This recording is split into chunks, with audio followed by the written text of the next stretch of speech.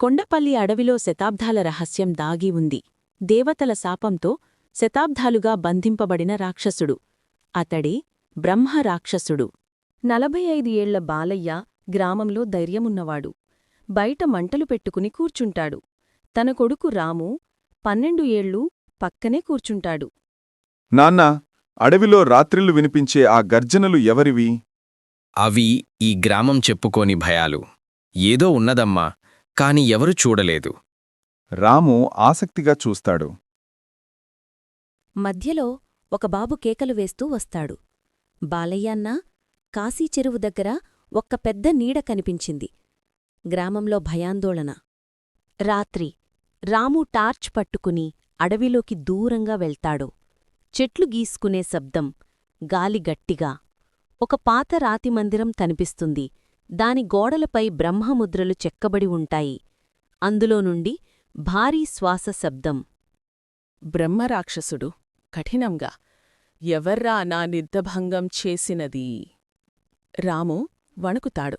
రాము: నేను నా గ్రామానికి ప్రమాదం ఉందని తెలుసుకోవాలని వచ్చాను. రాక్షసుడు నవ్వుతూ: "హహహ, ప్రమాదం అది ఇంకా మొదలు మాత్రమే." రాక్షసుడు పిడుగులా కేకవేస్తాడు. మందిరం దొద్దరిల్లుతుంది. శతాబ్దాల క్రితం బ్రహ్మజ్ఞానాన్ని దుర్వినియోగం చెయ్యాలని ప్రయత్నించిన అంధకారి. అతని పేరు అహంకారుడు ఆత్రేయ. తప్పు మంత్రాలు చదువుతాడు. ఆ మంత్రాలు తిరిగి అతన్నే దహనం చేస్తాయి. అతను బ్రహ్మరాక్షసుడు అవుతాడు. దేవతలు శాపం వేస్తారు. హృదయం పవిత్రమైన పసివాడే నీ బంధనాలను విరచగలడు. బాలుడా, నువ్వు నా శాపానికి కీలకం. నువ్వు వచ్చే వరకు నేను బయటికి రాలేను. అయితే నువ్వేమి కోరుకుంటున్నావు? నా శాపం తొలగించాలి, లేకపోతే ఈ గ్రామం ధ్వంసమవుతుంది. అబ్బాయి కలలు కనడే, అడవికి వెళ్ళొద్దని ఎన్నిసార్లు చెప్పా? ఆకాశం ఎర్రగా మారుతుంది. గాలి బలంగా వీస్తుంది. పశువులు అరుస్తాయి. రాక్షసుడు గర్జిస్తున్నాడు. గ్రామస్థులు పరుగులు పెడుతున్నారు. రాము: నీ శాపం తొలగించడానికి ఏం చెయ్యాలి? రాక్షసుడు: తన ధర్మం కోసం ప్రాణం పెట్టే బాలుడే నాకు విముక్తి ఇవ్వగలడు. ఇద్దరి మధ్య పోరాటం ప్రారంభమవుతుంది. రాము అతని ముద్రపై అవుతో దెబ్బ కొడతాడు. రాక్షసుడు బలహీనపడతాడు.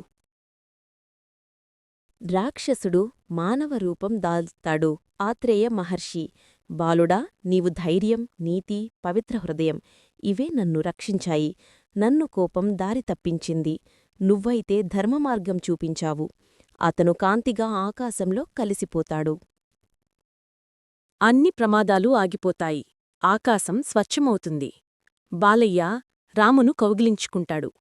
బాలయ్య: నా కొడుకు ధైర్యం వల్లే గ్రామం బతికింది. భయం ఎప్పుడూ చీకటిలో దాగి ఉంటుంది.